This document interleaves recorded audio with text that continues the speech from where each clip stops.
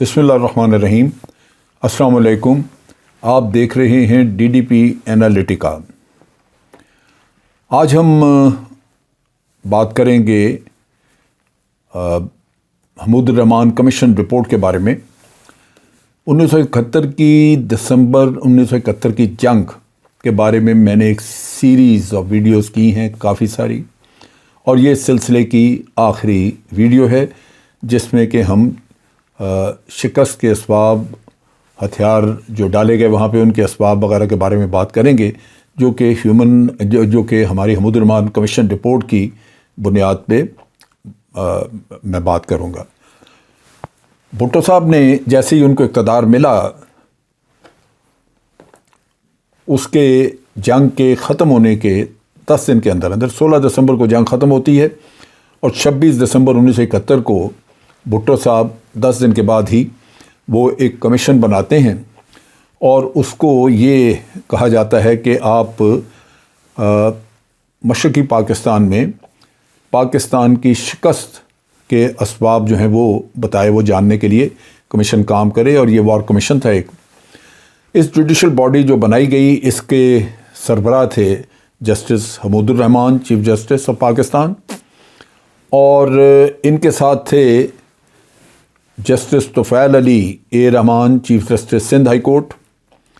Mister justice Anwarul Haq, chief justice Lahore high court, اور ان 2 اور ججز تھے جو کہ دوسرے 2 ہائی کورٹس میں سے تھے، لیکن ان کو ایک ایڈوائزر کے طور پہ لیفٹیننٹ جنرل الطاف قادر ریٹائرڈ، ان کو ان کے ساتھ ایک ایڈوائزر کے طور پہ رکھا گیا، اور اسی طرح ایک لیگل ایڈوائزر مسٹر حسن وہ ان کو دیے گئے۔ اب بات یہ ہے کہ یہ جو کمیشن ہے بنیادی طور پہ اس میں صرف جج تھے عدالتوں کے، اور یہ بالکل اسی طرح ہے کہ کسی جنرل کو یہ کمیشن بنا کے ٹاسک دے دیا جائے، 3-4 جنرل بٹھا دیے جائیں اور ان کو کہا جائے کہ آپ عدالت کے معاملے میں تحقیقات کر کے یہ بتائیں کہ 10 سال میں عدالتیں کیوں ناکام ہوئی ہیں انصاف دینے کے لیے۔ بڑی سیدھی سی بات ہے کہ ایک جنرل کو، جس کو کہ میدان جنگ کا تو تجربہ ہو سکتا ہے، لیکن اس کو عدالتوں کا، قوانین کا، ان معاملات کا تجربہ نہیں ہوگا جو اس نے نہ پڑھے لکھے اور نہ ہی اس میں اس نے کبھی کام کیا۔ لہذا یہاں بھی یہی ایک صورتحال تھی کہ ججز ہی ججز تھے، ایک ایڈوائزر ضرور تھے، لیکن جو تحقیقات ہوئیں اس سے ظاہر ہوتا تھا کہ تحقیقات میں انڈرسٹینڈنگ کی کمی موجود ہے۔ اب جو یہ ججز صاحبان تھے، یہ بڑے منجے ہوئے لائق ججز تھے، یہ اس میں شک نہیں، ایماندار بھی تھے، لیکن بدقسمتی کہ ان کو جنگ کا یا مشرقی پاکستان کے اس وقت کے جو حالات تھے ان کا علم نہیں تھا۔ یہ جو تحقیقات کی گئی، یہ بڑے ایک آپ کہہ لیجیے کہ ایک خلا میں بیٹھ کے کی گئی، جہاں بہت سارے عوامل یا بہت سارے وہ لوگ جو اس سے وابستہ تھے وہ موجود نہیں تھے۔ مکتبانی کے 1.5 لاکھ گوریلے یا 2 لاکھ کے قریب گوریلے، اور اسی طرح کوئی 4 لاکھ کے قریب بھارتی فوج، 4-4.5 لاکھ، اور اس کے مقابلے میں لڑنے والے 34,000 پاکستان کے فوجی، جن میں سے 4,000 کے قریب شہید ہو گئے، اور اس میں سے کافی سارے جو تھے وہ برما وغیرہ نکل گئے، اور پیچھے کچھ رہ گئے۔ جو رہ گئے انہوں نے وہاں پہ اپنے ہتھیار پھینکے، اور انہی کی شکست کا آگے حساب کتاب کرنا تھا، یا انہوں نے اس کے بارے میں جاننا تھا۔ اب یہ وہ لوگ تھے جو کہ جنہوں نے کہ صورتحال کو اپنی آنکھوں سے دیکھا تھا، وہ وہیں مشرقی پاکستان میں تھے، وہاں سے وہ بھارت کی قید میں چلے گئے، لیکن حمود الرحمان کمیشن نے یہاں پہ اپنا فیصلہ صادر کر دیا۔ انہوں نے تحقیقات کر کے فیصلہ صادر کر دیا، اور تحقیقات میں جن لوگوں نے حقائق بتانے تھے وہ ملک میں موجود ہی نہیں تھے۔ اگر ذوالفقار علی بھٹو واقعی یہ اس کے حقائق جاننا چاہتے تھے کہ یہ حالات کیوں پیدا ہوئے اور یہ مشرقی پاکستان میں کیوں شکست ہوئی، تو پھر کمیشن کا تو نہ صرف ٹاسک صرف اتنا ہونا تھا، کمیشن کو تو ایک وسیع ٹاسک دینا چاہیے تھا، جہاں وہ سیاسی وجوہات بھی اسرٹن کرتے، وہ مختلف لوگوں کے انٹرویو کرتے، سیاستدانوں کے، اس میں جو اپوزیشن کے لوگ ہیں وہ بھی ہیں، مجیب الرحمان ہوتے، بنگالی سیاستدانوں کے بیانات قلم بند کیے جاتے، ہمارے اپنے مغربی پاکستان کے لوگوں کے بیانات قلم بند کیے جاتے۔ وہ جو لوگ بھارت کی قید میں چلے گئے ان میں 60,000 کے قریب سویلین تھے، جو کہ اس میں سول سروسز کے لوگ تھے، ان کے بیانات لیے جاتے۔ تو ملٹری کا شکست تو ایک بڑی واضح چیز تھی، وہ نظر آ رہی تھی، لیکن اسباب تو بڑے وسیع تھے جن کے بارے میں کوئی بات نہ ہوئی۔ نہ ہی ان قیدیوں کے آنے کا انتظار کیا گیا کہ ان سے فرسٹ ہینڈ انفارمیشن لی جاتی۔ مشرقی پاکستان میں اس وقت کیا حال تھے، محل وقوع، سپلائی لائن پاکستان آرمی کی، اندرونی خلفشار، سازشیں، بغاوتیں، اندر جو کچھ ہو رہا تھا، سیاسی منظرنامہ اس وقت مشرقی پاکستان میں کیا تھا، اور پھر سب سے بڑا عددی امبیلنس کیا تھا جہاں جو مکمل طور پہ بھارت کے حق میں تھا۔ یہ وہ چیزیں تھیں جن کے بارے میں کمیشن کو پتہ کرنا تھا، لیکن انہوں نے ان سب چیزوں کو دیکھے بغیر سارا ملبہ ایسٹرن کمانڈ کے اوپر ڈال دیا کہ انہوں نے ان کی وجہ سے شکست ہوئی۔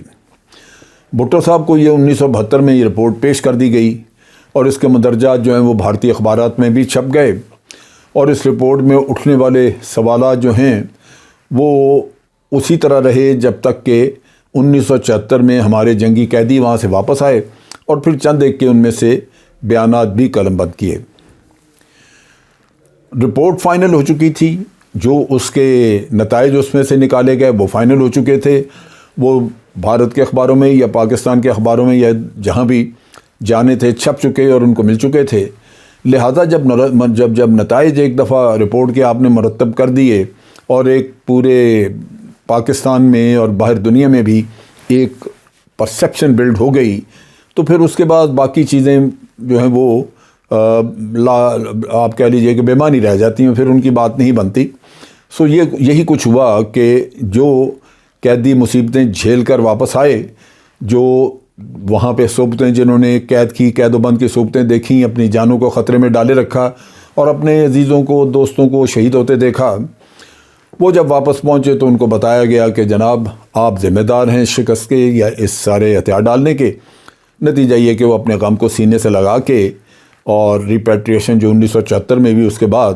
وہ اپنے دکھ کو اسی طرح سہلاتے ہوئے اپنے گھروں میں چلے گئے۔ حمود الرحمان جو کمیشن کو کہا تو یہ گیا تھا کہ وہ پتہ چلائے کہ دسمبر 1971 میں ایسٹرن کمانڈ نے سرنڈر کیوں کیا، جبکہ رپورٹ میں یہ بتایا گیا کہ فلاں لیفٹیننٹ جنرل امیر عبداللہ خان نیازی اس نے یہ کہا، اس کے فلاں خاتون سے ناجائز تعلقات تھے اور لہٰذا سارا سرنڈر اسی وجہ سے ہو گیا۔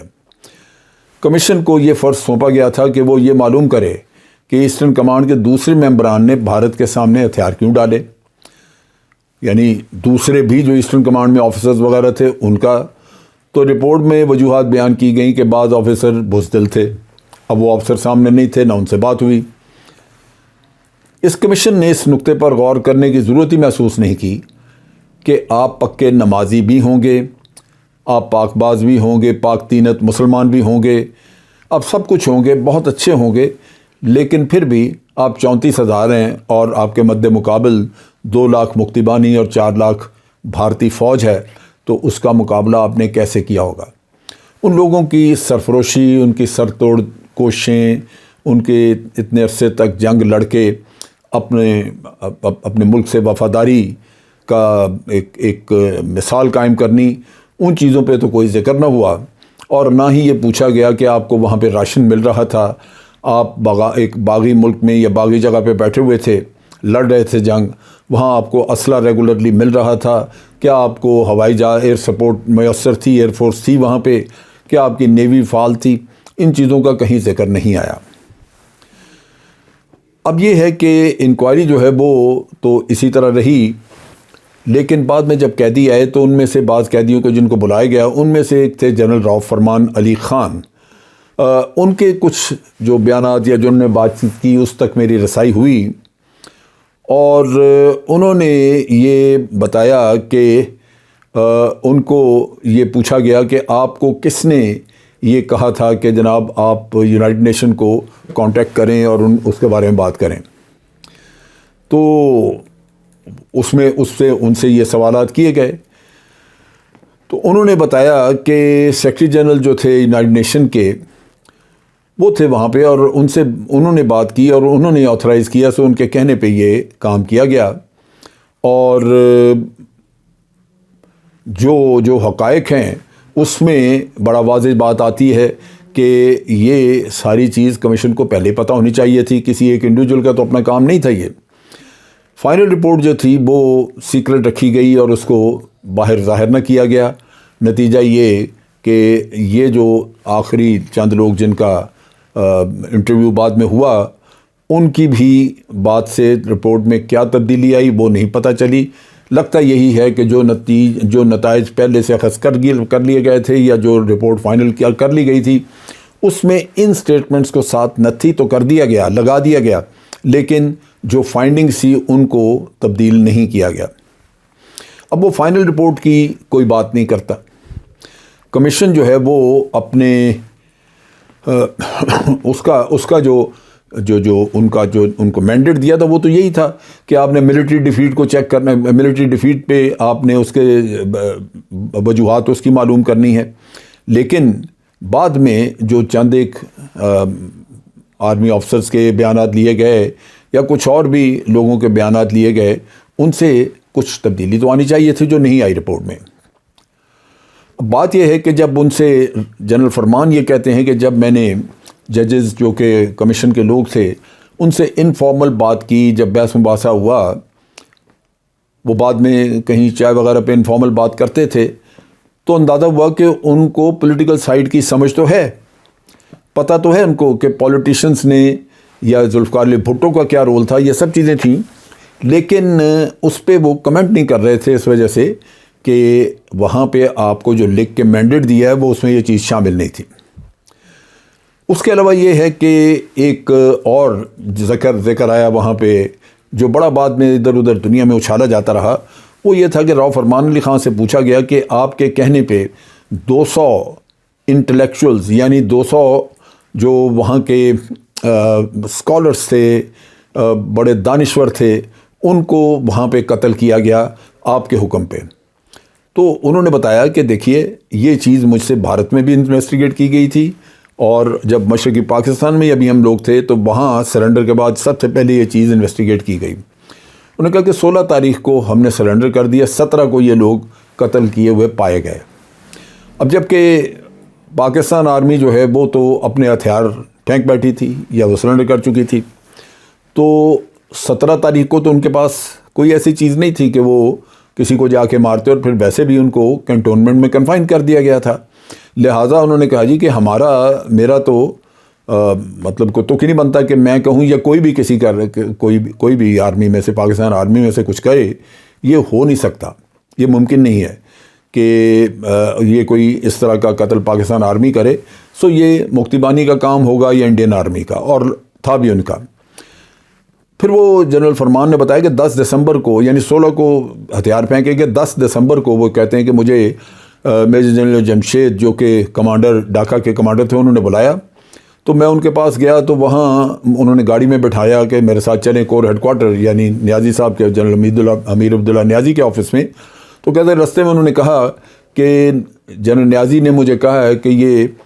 کچھ دانشور وغیرہ ہیں، ان کو آپ اریسٹ کر لیں۔ تو کہتے ہیں میں نے ان کو کہا کہ بھئی یہ ہمیں اریسٹ کرنے کی کیا ضرورت ہے، یہ کوئی موقع ہے، وقت ہے، ہمیں تو ان کو چھیڑنے نہیں چاہیے، جو کرتے ہیں کریں، ہمیں اپنے دفاع کی بات کرنی چاہیے۔ تو جنرل جمشید نے کہا کہ ہاں یہی میں کہتا ہوں، لیکن یہ کہ چلیں ادھر جا کے کور کمانڈر کو یہ چیز بتاتے ہیں تاکہ اس کے آرڈرز میں اس کو پتہ لگ جائے کہ بھئی ہم اس پہ کام نہیں کر رہے۔ لہٰذا وہ یہ کہتے ہیں کہ ہم لوگ گئے جا کے کور ہیڈ کوارٹر میں، تو جنرل نیازی نے یہ کہا تو ان کو فوراً جب یہ بتایا تو ان کو سمجھ آ گئی، انہوں نے کہا کہ بالکل ٹھیک ہے، اگر آپ یہ سمجھتے ہیں کہ اب اس سٹیج پہ اب ہمیں کچھ نہیں کرنا چاہیے سوائے اپنے دفاع کے،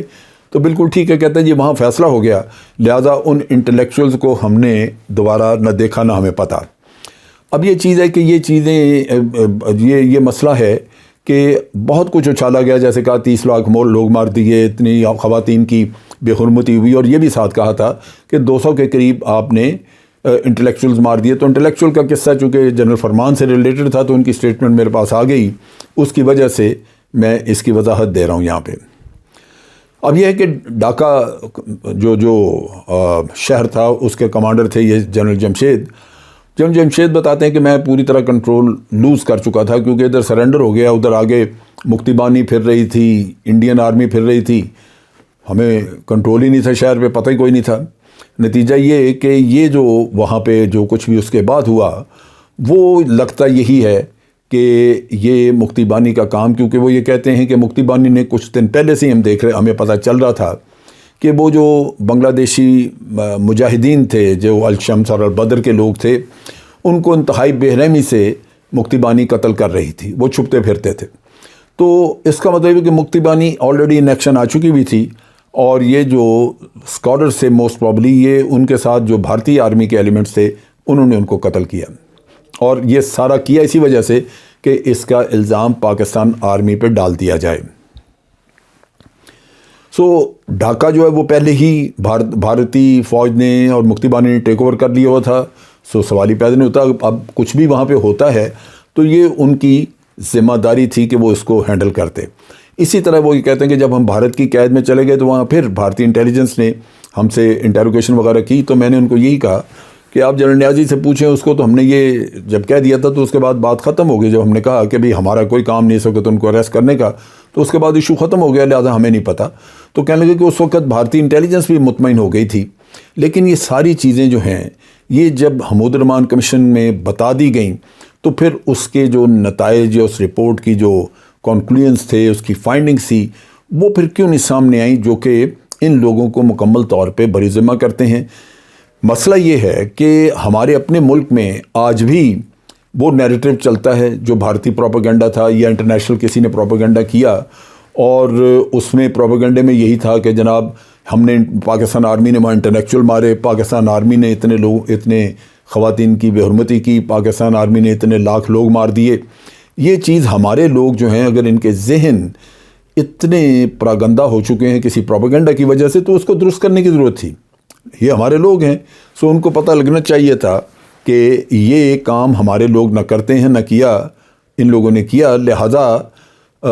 حمود الرحمان کمیشن رپورٹ اس شکل میں جو آج موجود ہے وہ کوئی قابل اعتبار ڈاکومنٹ نہیں ہے۔ یہ ڈاکومنٹ جو ہے وہ بہت ساری ان باتوں پہ مبنی ہے جو کہ کسی وقت میں پہلے ہوئیں، کہی گئیں، اور اس وقت جو ہمارے پرزنرز آف وار تھے وہ واپس نہیں آئے ہوئے تھے، لہٰذا حقائق جو ہیں وہ اس میں شامل نہیں ہو سکے۔ اب یہاں مغربی پاکستان میں یہ رپورٹ چونکہ پبلک بھی نہیں ہوئی، اس وجہ سے کیا سرائیاں اور جو نیریٹو باہر سے چلائے گئے وہی آج چل رہے ہیں، جو کہ بڑا شرمناک ہے۔ لوگوں کو حقائق پتہ کرنے چاہیے، سمجھنے چاہیے، جو کہ آج موجود ہیں۔ میں بتا رہا ہوں اور میں یہیں سے مٹیریل لے کے تو اس میں بات کر رہا ہوں۔ بھٹو نے خاص طور پہ انٹینشنلی اس کمیشن کو بڑا تھوڑا ٹاسک دیا، یعنی صرف ملٹری ڈیفیٹ تک، جبکہ جہاں ان کے اپنے جرائم تھے اس کی طرف وہ نہیں آئے، اس پہ بات نہیں کی۔ اور جو ایک انٹرویو انہوں نے بعد میں کیے، بھٹو کا انٹرویو کیا، اس کے بارے میں کمیشن بتاتا ہے کہ ہم قطعاً مطمئن نہیں تھے، بھٹو صاحب اطمینان بخش جواب نہیں دے سکے چیزوں کے، لیکن وہ سارا کچھ رپورٹ کا پتہ نہیں حصہ بنا یا نہیں، کیونکہ یہ بہت بات کی بات ہے۔ اسی طرح یحییٰ خان سے بھی انہوں نے بات کی، یحییٰ خان کو بھی بلایا، اور یحییٰ خان نے تمام ذمہ داری اپنے اوپر لی۔ وہ کہتے ہیں، کمیشن یہ کہتا ہے کہ انہوں نے یحییٰ خان نے آ کے کہا کہ میں چونکہ صدر تھا اس لیے میں پوری ذمہ داری لیتا ہوں جو کچھ بھی ہوا۔ بھٹو صاحب سے سوال کیا گیا، آپ نے کہا تھا تم ادھر اور میں ادھر، ہم ادھر اور تم ادھر، تو بھٹو صاحب اس کا بھی کوئی جواب نہ دے سکے۔ تو یہ صورتحال ہے جہاں آپ سمجھیے کہ ایک کمیشن رپورٹ کا بار بار ذکر آتا ہے، لیکن یہ کمیشن رپورٹ نہ تمام اور پورے حقائق کو سامنے لے کے نہیں آتی۔ اصل حقائق یعنی جو سیاسی تھے، ایک سیاسی جھگڑا تھا، ایک سیاسی مسئلہ تھا جو کہ 6 پوائنٹس جس سے ریلیٹڈ تھے، مجیب الرحمان کی سازشیں ریلیٹڈ تھیں جو کہ وہ اگرتلہ میں ملوث تھے۔ اس کے علاوہ جو بھٹو نے اس وقت رول پلے کیا، یہ وہ ساری چیزیں تھیں جو کہ وہاں سامنے آنی چاہیے تھی، لیکن چونکہ فوکس کہیں اور تھا تو نتیجہ اس رپورٹ کا ایک مکمل شکل میں سامنے نہ آ سکا۔ اور بات ادھر کی ادھر رہ گئی، اور وہ جو پروپیگنڈا پاکستان آرمی کے خلاف تھا وہ چلتا رہا۔ یہ وہ چیز ہے جو کہ سمجھنی کی اور ہمارے عوام کو سمجھنا چاہیے، تاکہ پرسیپشنز اس ملک میں درست کر لی جائیں۔ آج کے لیے اتنا ہی۔ افواج پاکستان زندہ باد، پاکستان پائندہ باد۔